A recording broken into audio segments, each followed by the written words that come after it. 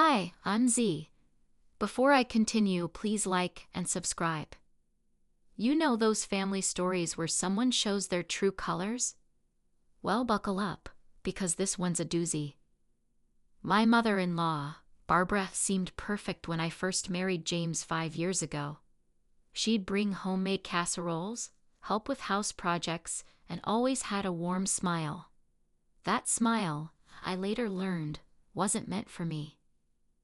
"Mom's just trying to help," James would say whenever I noticed something off. Like how she'd mysteriously forget to invite us to family dinners, but would post pictures of Chelsea, her precious daughter, and her family enjoying pot roast at Barbara's house.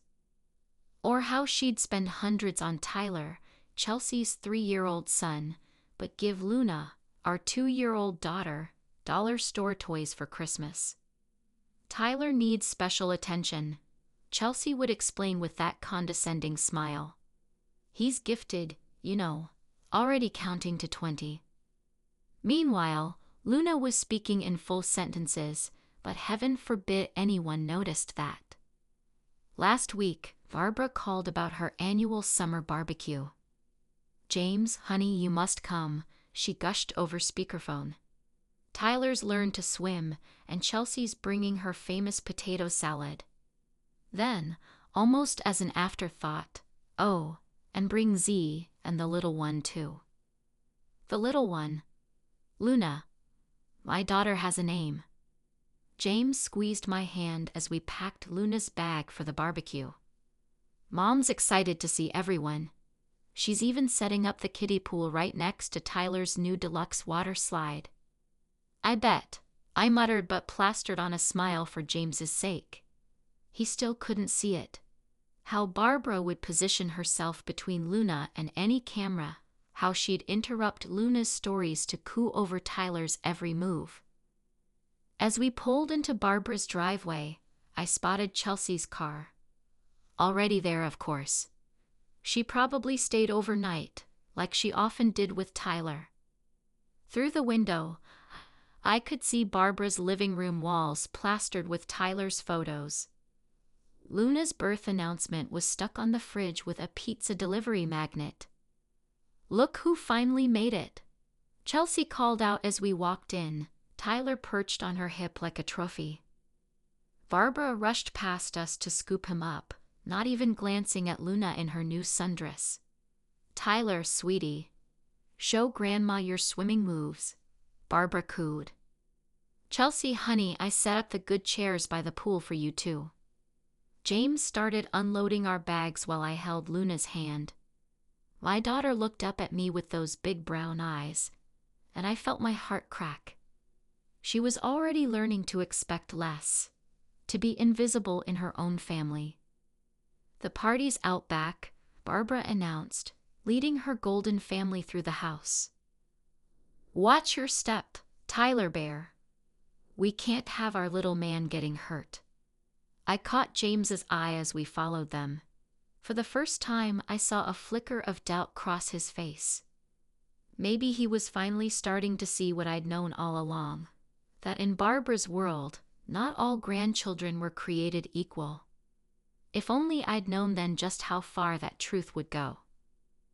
The afternoon sun beat down on Barbara's pristine backyard as more relatives trickled in. James's cousins, their kids, and a few family friends filled the space with chatter and laughter. I kept Luna close, watching her watch Tyler getting all the attention. "Tyler, show everyone your swimming moves." Barbara clapped as Chelsea paraded him around in his designer swim gear.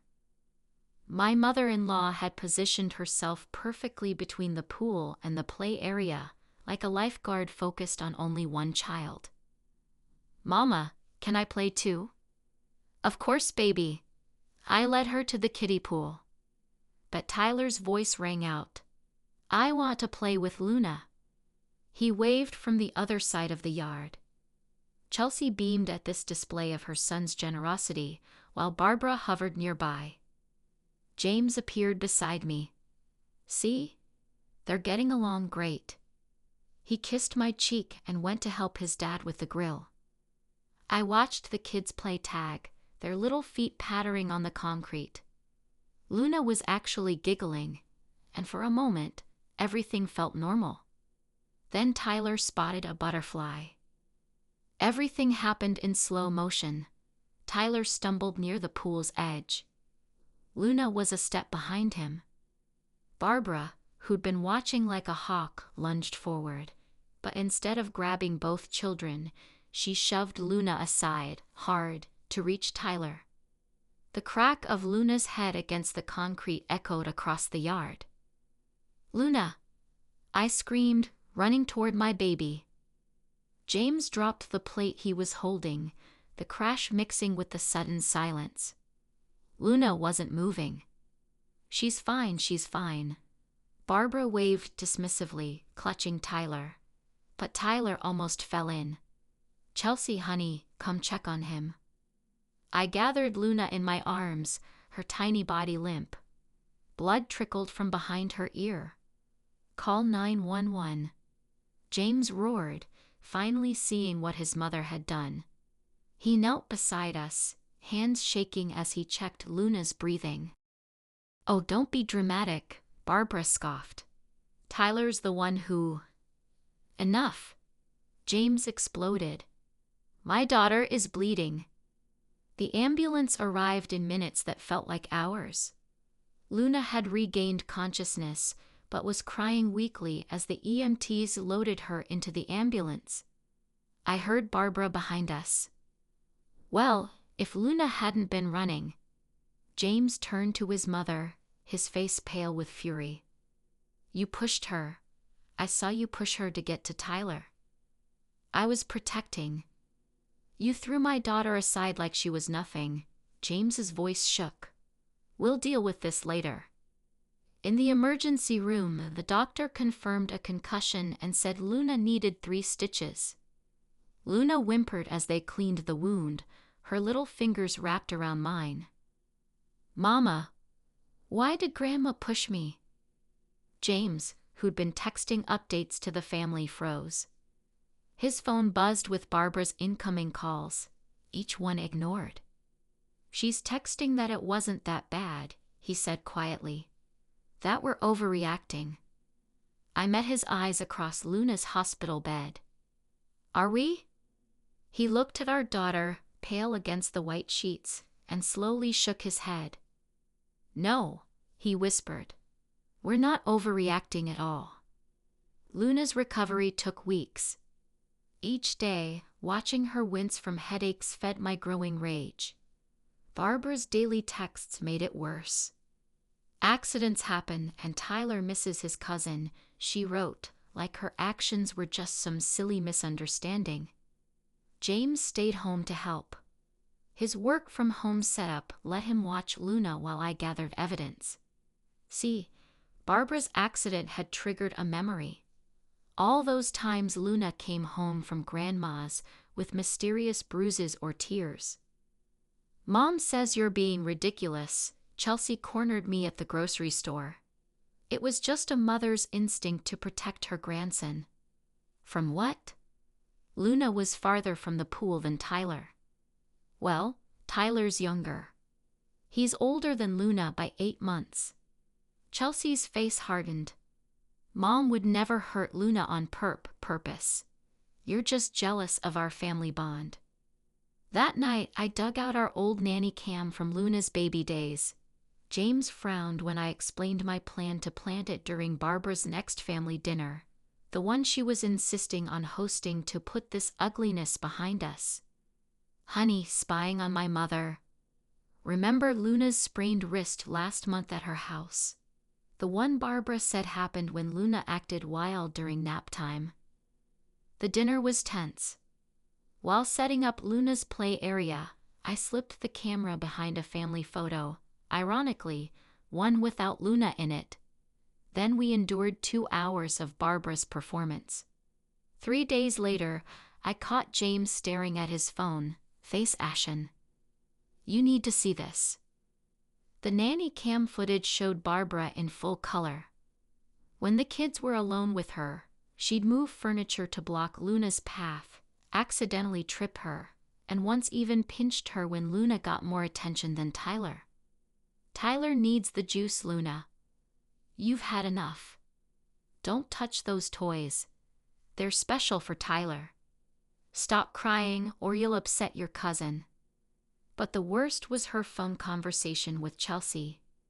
Of course I favor Tyler. He's my real grandchild. James married beneath him. That girl's daughter will never truly be family.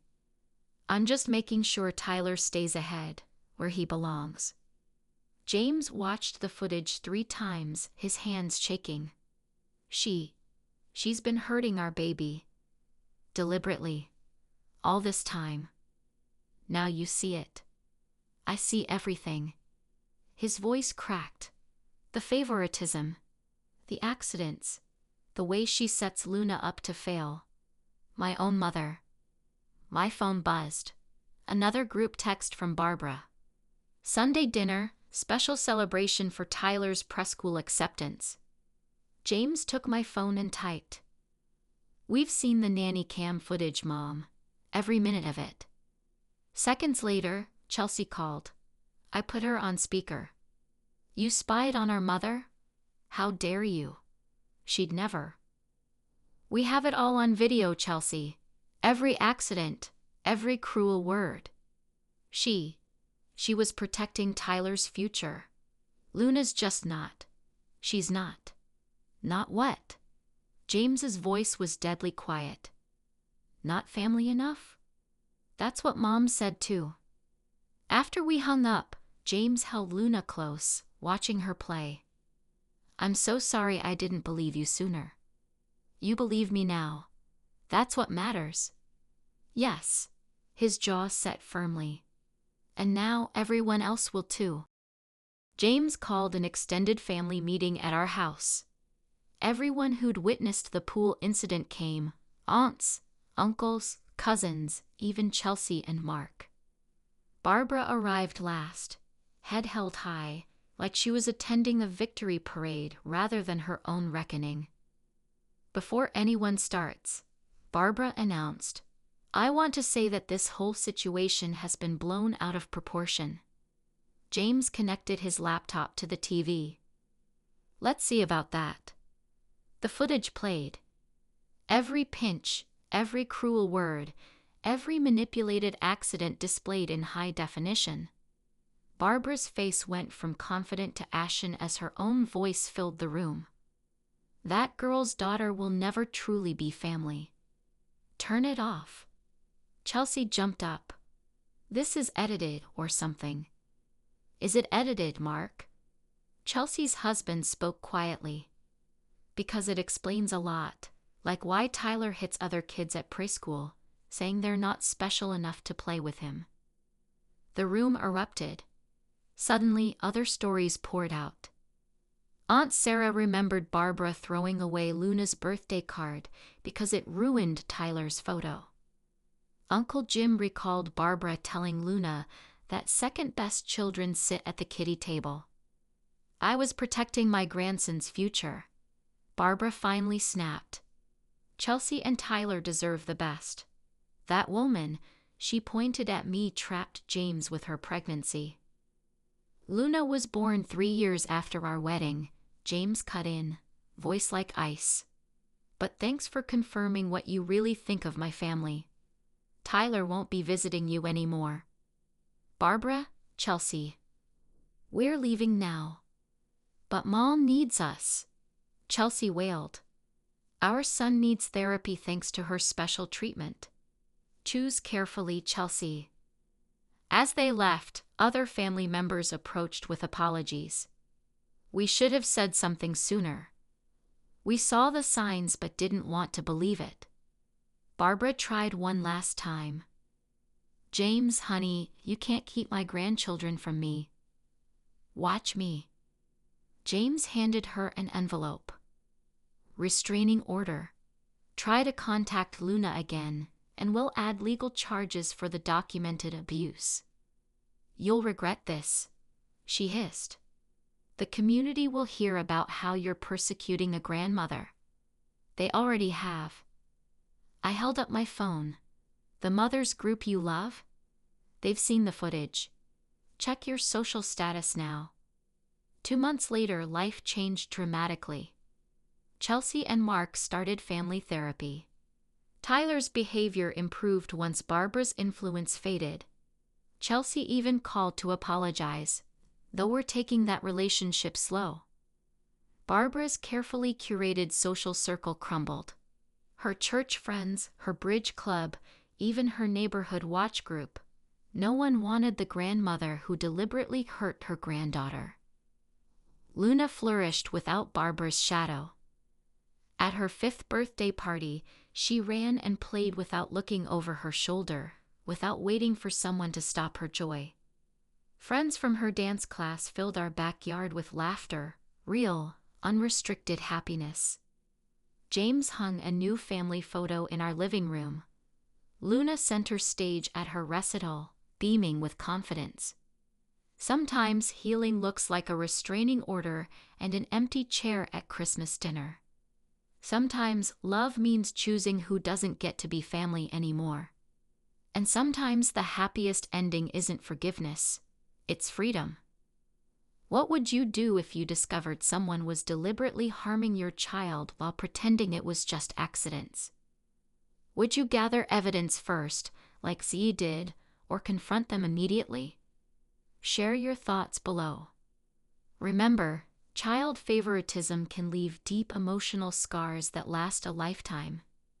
This story showed how documentation and family support made the difference between being believed and being dismissed.